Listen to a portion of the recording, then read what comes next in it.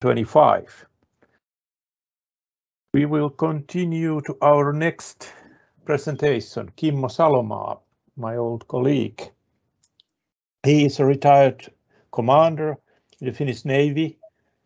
Kimmo served first in Coastal Artillery, then Naval Academy Defence Staff and Finnish Defence Forces International Centre.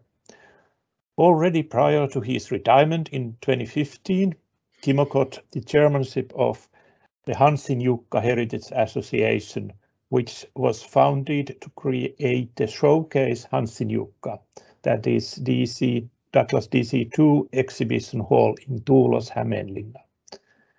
Kimmo is going to give a presentation about this flying legend in the Finnish aviation heritage. Please, Kimmo, floor is yours.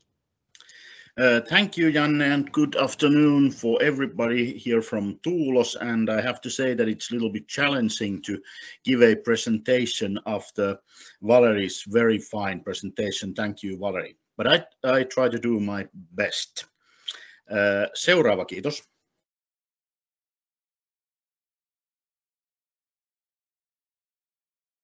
So Janne already introduced me, but I can add for that I used to say that I started my military career in 1986 as an army officer in Finnish Coast Artillery, and in the late 90s, when all the coastal troops were amalgamated to Navy, I changed my uniform from grey to navy blue, and now after my retirement, it seems that I've joined the Air Force as well.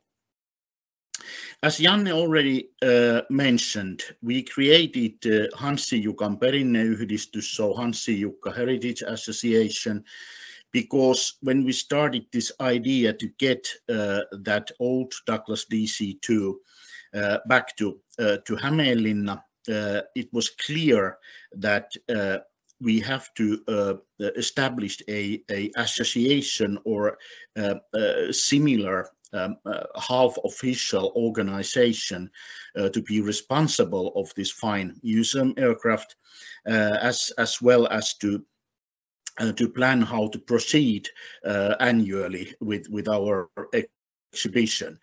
So the head of Finnish Military Museum, Harri Huusko, was very glad that in a very short time we were able to establish this kind of an association, so the responsibilities were very clear.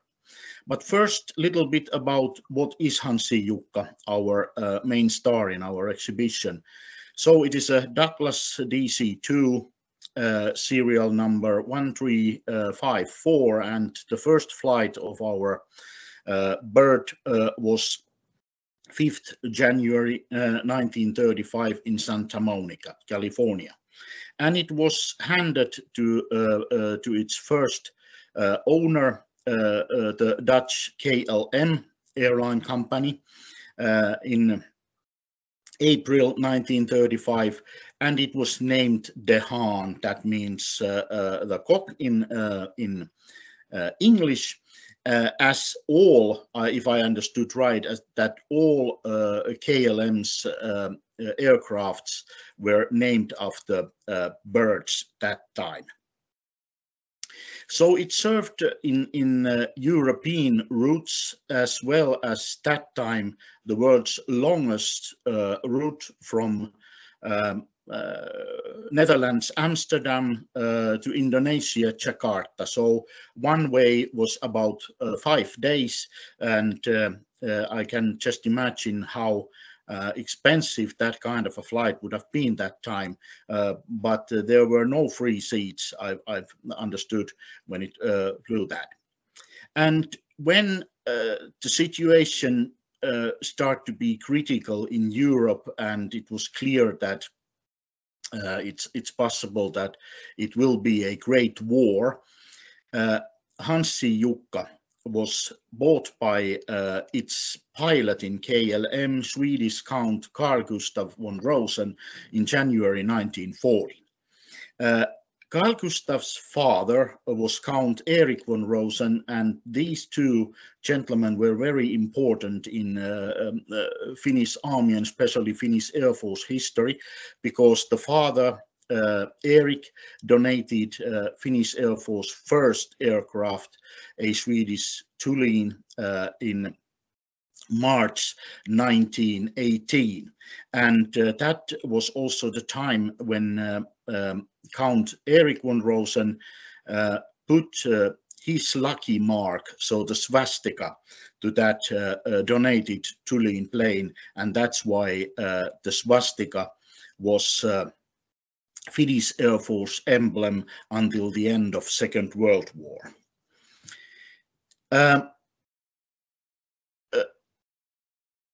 Prior to hand it over to Finnish Air Force in late February 1940, the name De Haan was changed to Hanssin-Jukka, and this was after a notorious historical puukkojunkari or härmänhäjy, so a kind of a gangster in Ostrobothnia in western Finland. This old Ostrobothnia area is like the Wild West of our country. No one is actually completely sure that who was the person who got the idea to name the plane after this notorious gangster. And Hanssin-Jukka was also converted to a bomber in Sweden in a Saab factory in Trollhättan. And I've understood so that Finnish Air Force was not so happy about this Count von Rosen's idea to convert a Douglas DC-2 as a bomber, because it was very slow, even though, of course, fine passenger aircraft, but not very suitable for any kind of a attack role. But Count von Rosen kept his head, and it became a bomber with bomb racks outside the center wing and a bombing cassette in the airplane's VC. And it made a single bombing mission against Soviet airfield in Karelian Isthmus in the 1st March 1940. That was almost a catastrophe, because one of the engines started to be on fire, but everything went finally well. And after this bombing incident, the Count Carl Gustaf von Rosen was sure that, okay, it's not good as a bomber, but it would be good as a transport aircraft, which was the need of Finnish Air Force that time. Seuraava, kiitos.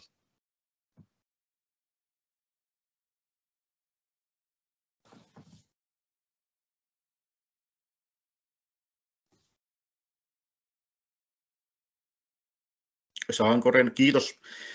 So during then the continuation war, Hanssin-Jukka served as the main transportation aircraft and actually the sole larger transportation aircraft in Finnish Air Force.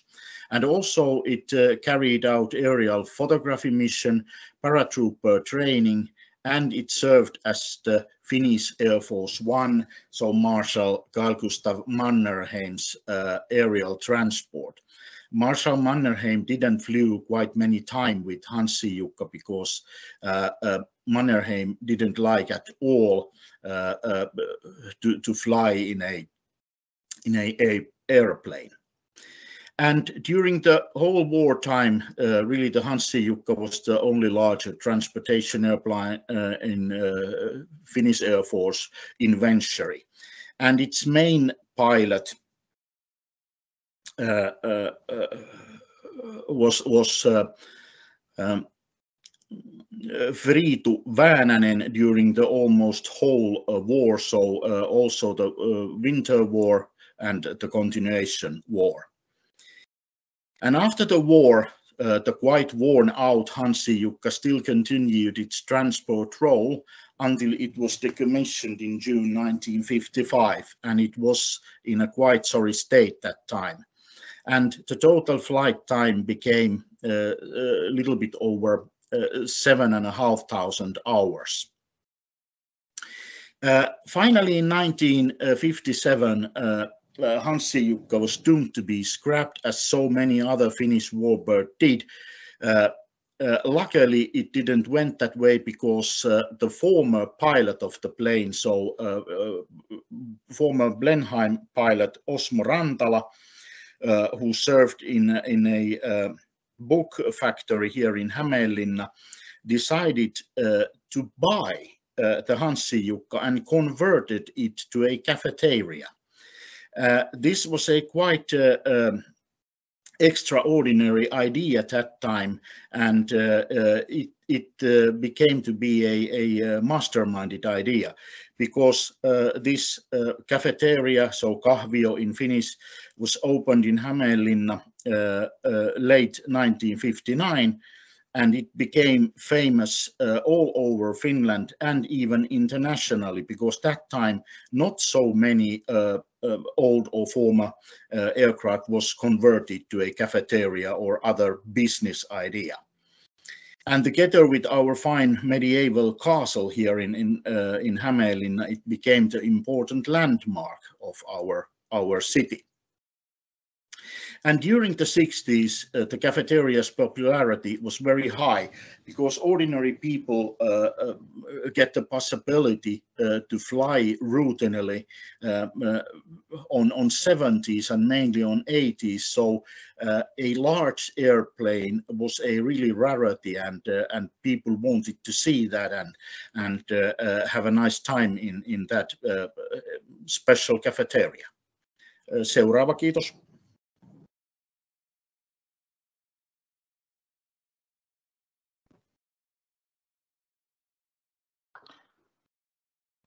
Tässä menee hetki aikaa, kun se sulla vaihtuu.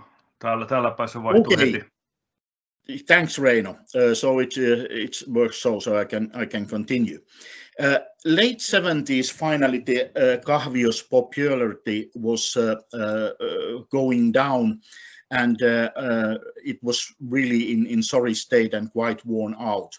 And finally, the cafeteria was closed in 1980. Years outside without any kind of a weather shield or proper cover or hole or vitrine was very bad for the fuselage and the whole plane. And finally, in late 1981, Hanssin-Jukka was bought by Karelian Wing Guild, and it was partially dismantled, so wings were dismantled from the fuselage, and it was transported to Luonetjärvi. And it was stored in a cold hall for almost 3 decades. And after the complete and fine renovation of the Bristol Longnose Blenheim BL-200, Ilmasotakoulun Kilta, so Air Force Academy Guild, started the challenging renovation process of the poor Hanssin-Jukka in 2009. And it was a huge operation, and they calculated that it took almost some 22,000 man-hours to finish the plane. And it was completed, the renovation, in September 2011. And it was supported by many people and organizations. For example, Patria Aviation was a key factor to donate material and personnel for the rest of renovation work. And unfortunately for Air Force Academy Guild, there were no proper place to install Hanssin-Jukka for exhibit in Jyväskylä region, central Finland, and they tried really hard to find possibilities to put that Hanssin-Jukka on exhibition anywhere in the Jyväskylä region, but it was in vain. And because of this case, Hanssin-Jukka was stored in a large storage tent in Luonetjärvi. Actually, that tent was a repair tent for our Hornet F-18 fighters. Next, please.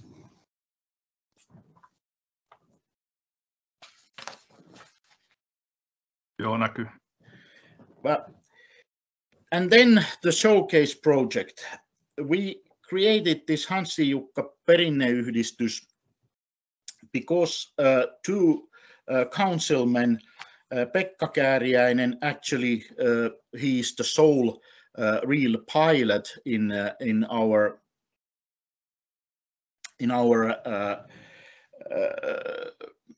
board, and Vesa Kaloinen, they decided to think that is it possible to get Hanssin-Jukka back to Hämeenlinna, where it served as a cafeteria for 3 decades.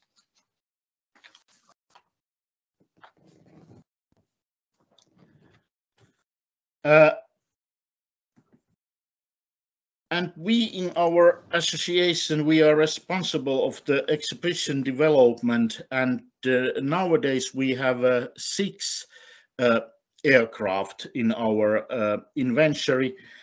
So Hanssin-Jukka, and then Wokkefulv Stieglitz, which is owned by Aviation Museum Society, so Ilmailumuseoyhdistys.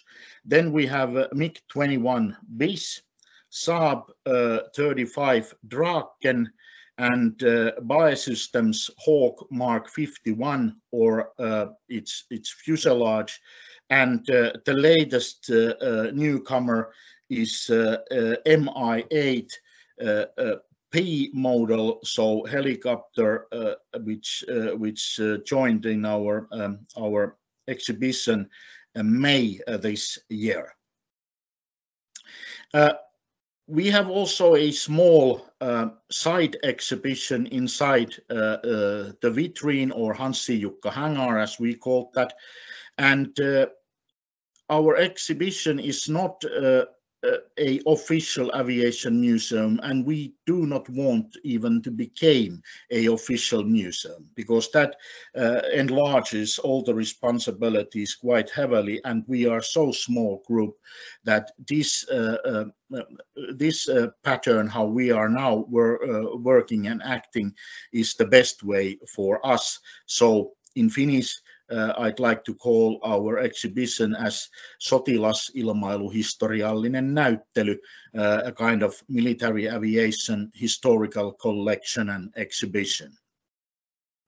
And how we did this project.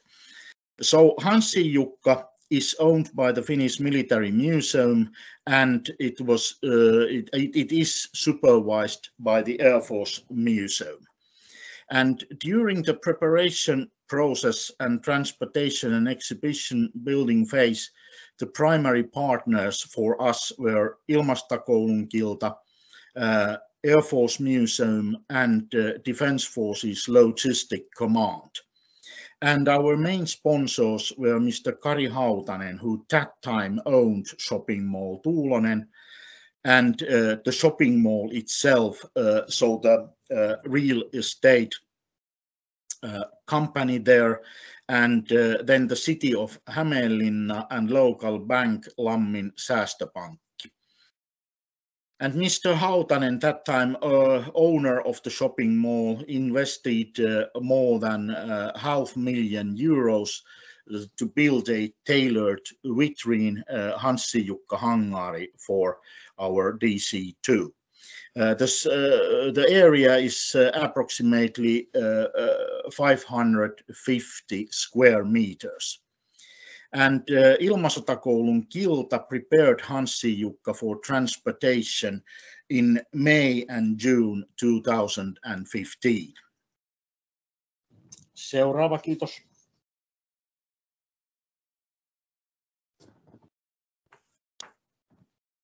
Näkyykö?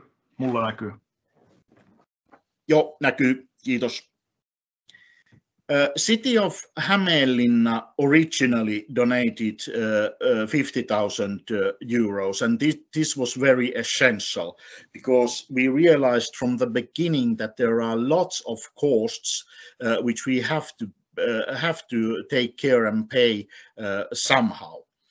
And this 50,000 we used for planning and cooperation meetings and preparation costs and different purchases. There were a lot of these small purchases from different ways, multimedia system and transportation subsidy for the transportation operation, landing gear, struts and stands, lots of brochures, opening ceremony costs, etc.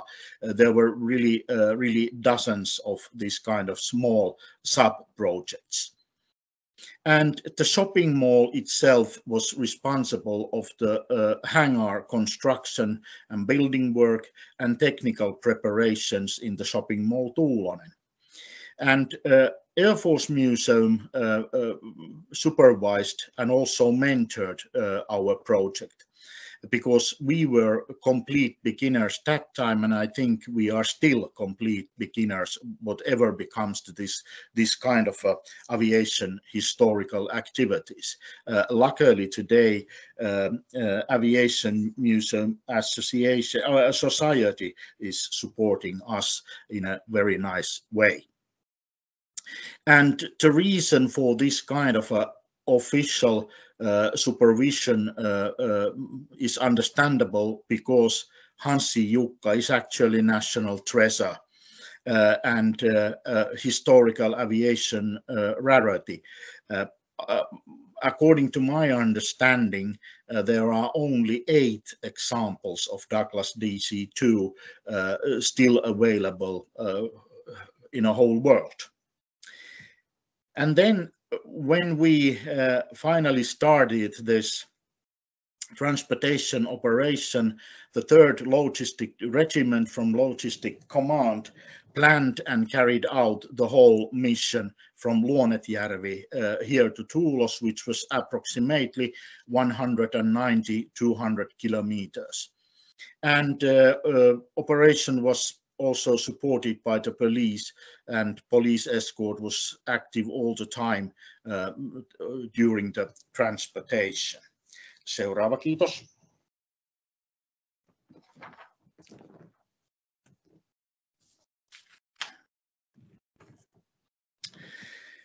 And the new home, the new vitrine or hangar, was ready in mid-June 2015, and all preparations were done and everything was ready for the transportation on 8 June.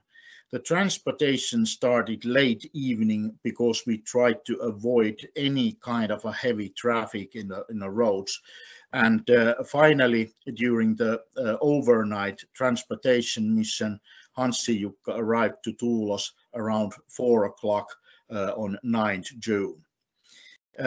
The convoy consisted 9 vehicles.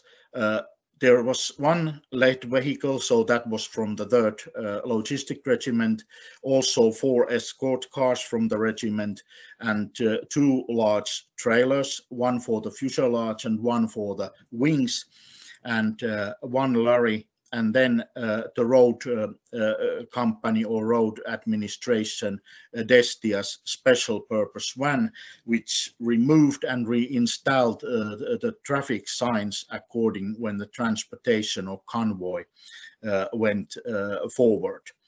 And police had set 2 car patrols to warn and guide other traffic.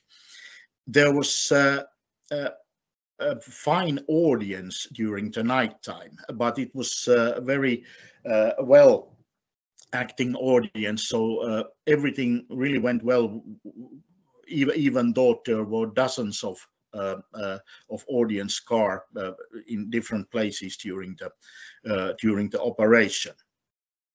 and the night was very beautiful, calm and bright, as you can see from some of the photographs. Some junctions and roundabouts were very challenging, but it was very nice to see how professional the guys from 3rd Logistic Regiment were. Actually, that trailer which carried the Hanssin-Jukka fuselage is made for Hornet F-18. But they were wise enough to create a telescopic trailer, so you can lengthen it or shorten it according to needs, and that same trailer has brought all the other aircrafts in our exhibition becoming years. The width was 8 meters, and actually the 8 meters was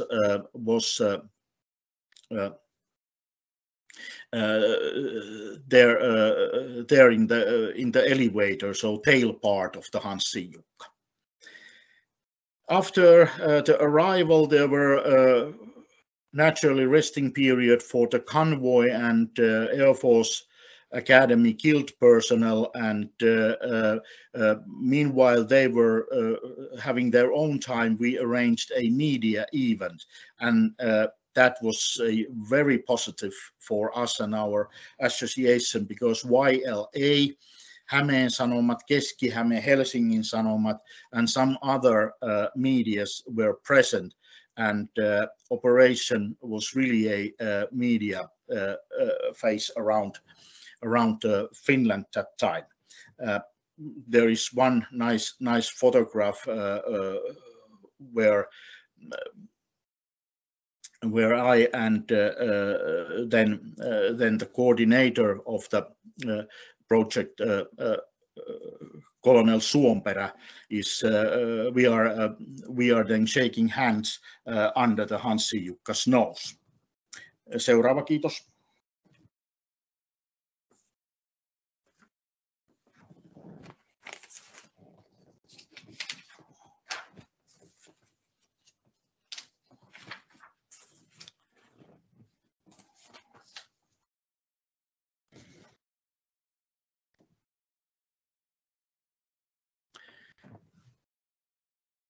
And during the 9th June, so the day of arrival, we positioned Hanssin-Jukka in the new hangar, and wings were installed, and there we used local entrepreneurs' large forklift truck.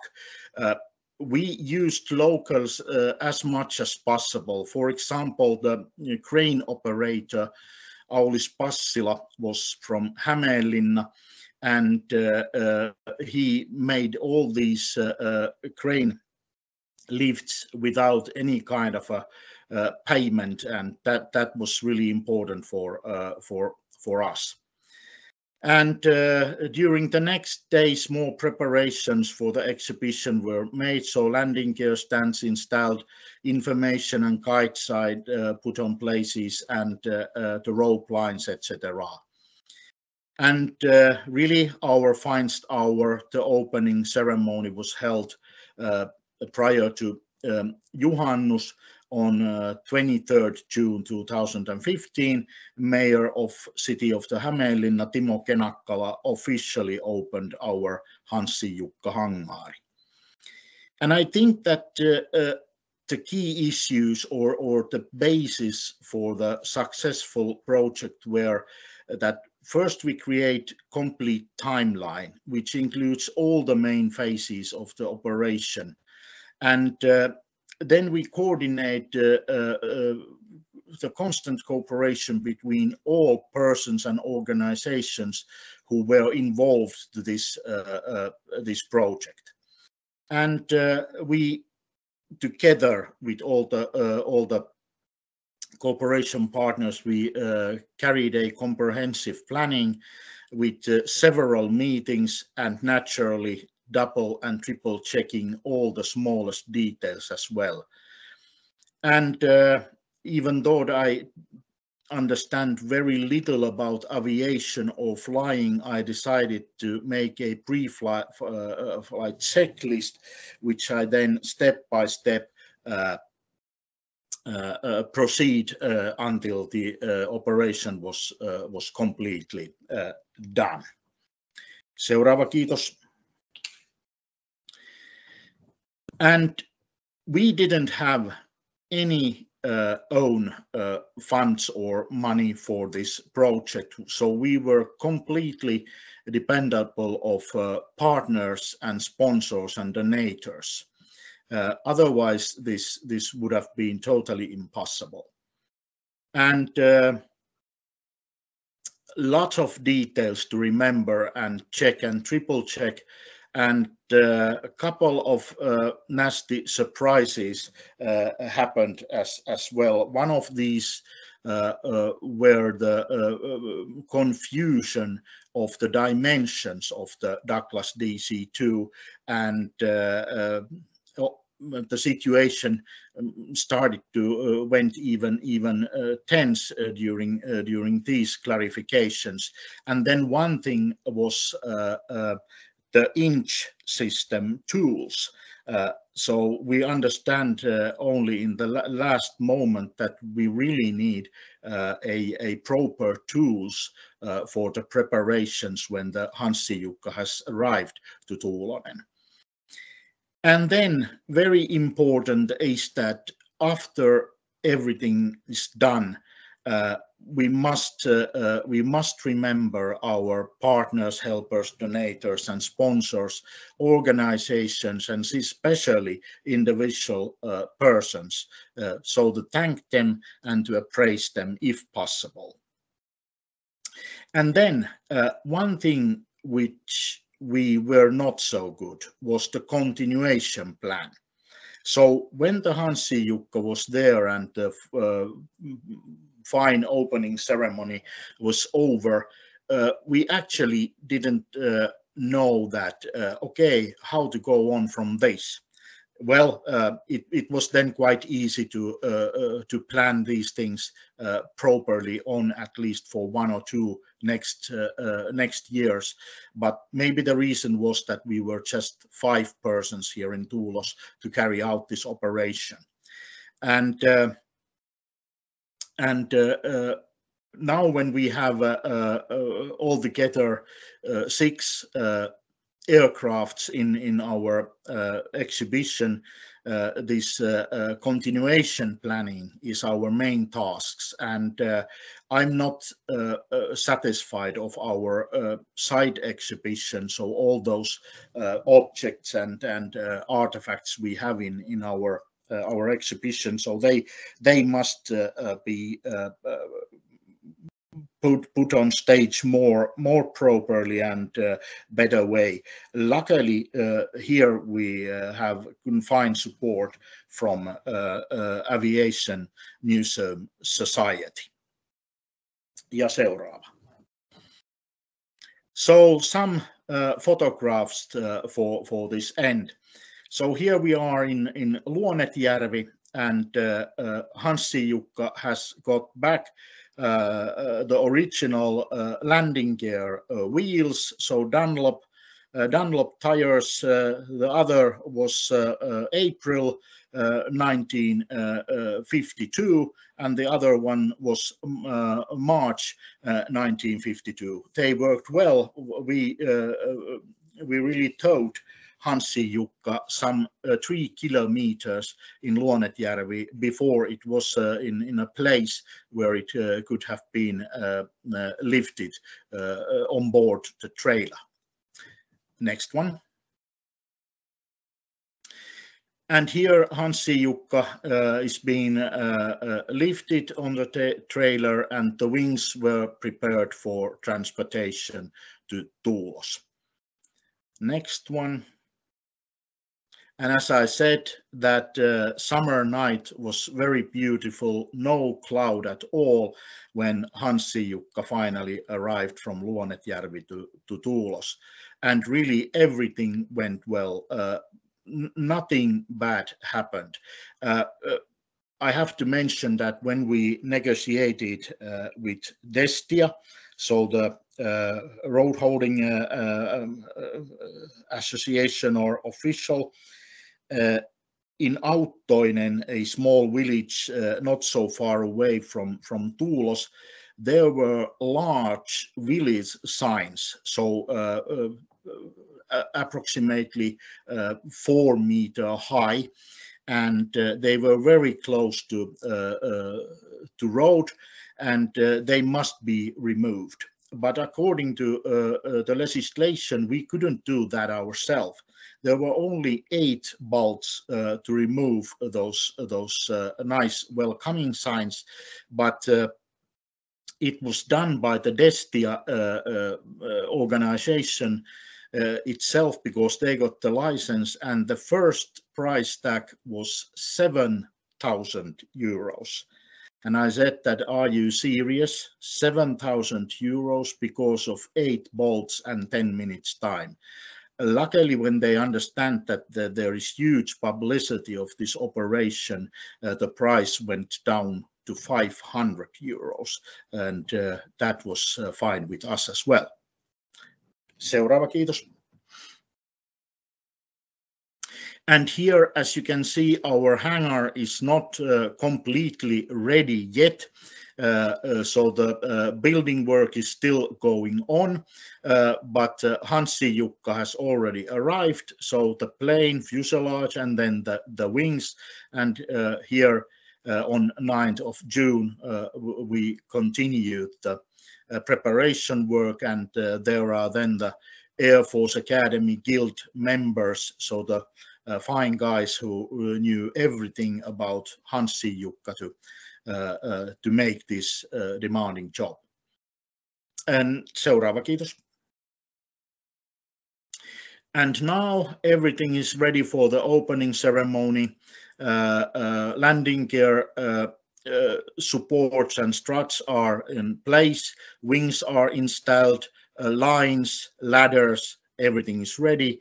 And right side is one of the guide and information signs. As you can see, there is explanation of the former swastika of Finnish Air Force, and on the right the present white and blue cockade. And then the list of the participants, partners and donators which were present during the operation. Seuraava, kiitos. And some views from the past, left as KLM airline Dihan, and then a photograph on the final phases of the Finnish Second World War, so Lapland's War in late summer 1944 and autumn 44. Seuraava, kiitos. And then as a cafeteria, kahvio, the opening day, August 18th, 1959, and a view from the 60s. Ja seuraava. Then the renovation work in Luonetjärvi in 2010 and 2011, and finally everything is ready, and the renovated Hanssin-Jukka was rolled out from the Hornet repair tent. Seuraava.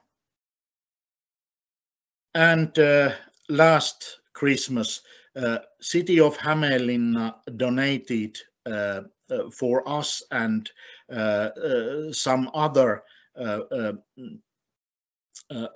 operators here in so tourist operators here in Hämeenlinna region, this kind of professional special lighting possibility, and it was very nice. Hopefully we can do that again, if not this Christmas, hopefully later on. And in the right picture you can see how the hangar is when it's ready. So light lines in the rooftop, and then a sign Hanssin-Jukka Hangari. Now we try to get a little bit older type of lamps to illuminate the Hanssin-Jukka hangari sign. Seuraava. Thank you for your attention, and I try to answer the question if I can. Thanks. Thank you, Kimmo. Nice presentation. What an aircraft, what kind of history it has. First in as DC-2 civilian airliner, then the Air Force, and so different tasks, important national tasks, bringing our chief of defense and also the many people it transport around Europe during the war times, and then still until the 50s. Then in Hämeenlinna as a cafeteria, even I remember visiting it sometime in the 1960s. And then these last years in Jyväskylä before restoration. It was somehow sad that they didn't find any place for the aircraft in the Air Force Museum, but luckily you got the thing organized and you got the aircraft to Tuulos. Do you have any future plans in your museum or exhibition to develop it? Well, not so far anything bigger. As I mentioned, our main task is now to develop our exhibition so that we reach a certain good quality. So it's not just a pile of items or objects, but it's a fluent exhibition where the audience got to see something interesting. We are not seeking for now any other aircraft, so main members of the exhibition, to say so, because at least here in Tuulos, people really want to see the aircrafts, and then some are really interested about those smaller or side artifacts and objects. Our operation is so that we do not collect any fee.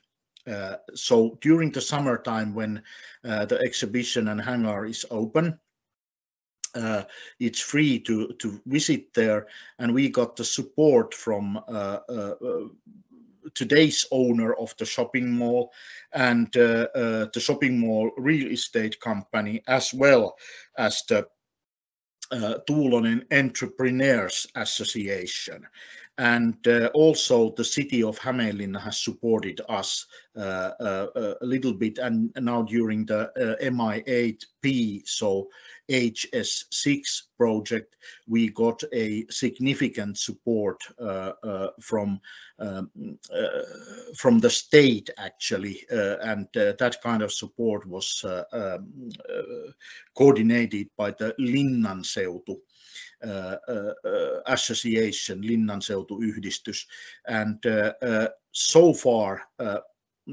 no new aircrafts are even needed because our space is very limited, and sadly the jet fighters and the helicopter, so Mi-8, are in outside, but at least we saved them from scrapping, and that's the main thing. Maybe in future, if just we got any kind of a resources, that means donation and support, we try to create a cover for them, but I think it's not possible for the few becoming years. Okay. Any plans to repaint the Mi-8? It's not in so good condition it could be. Yes, there is, and actually that is the important cooperation between us and the Aviation Museum Society. So Tiistai Kerho is already now active when renovating the tail planes, and really next spring and next summer we got to repaint that and renew the national markings and several other details in HS6, but the aim is that before the July next year it's in proper condition. Okay, and any other questions? I don't see anything on chat field. Are the microphones open, Reino? Yes, they are. Okay. So I think we can go to the break now. It was a very good. You gave good hints to us, because we have the Caravelle project ongoing. We should transport our Caravelle from Stockholm Arlanda to Turku, and then put it on exhibition on the airport, in the airport area there. And what is important is, of course, this continuation plan. It has to be also made so that it really is worth of doing all this project, so that we can keep the aircraft for coming visitors in the area. So thank you all very much, and we will continue, like the program says, with Mike's presentation, and it will start like in program mentioned, finish time 14:30. So until that time, get some coffee, and maybe you have some other conference in between, but please come back when we start again.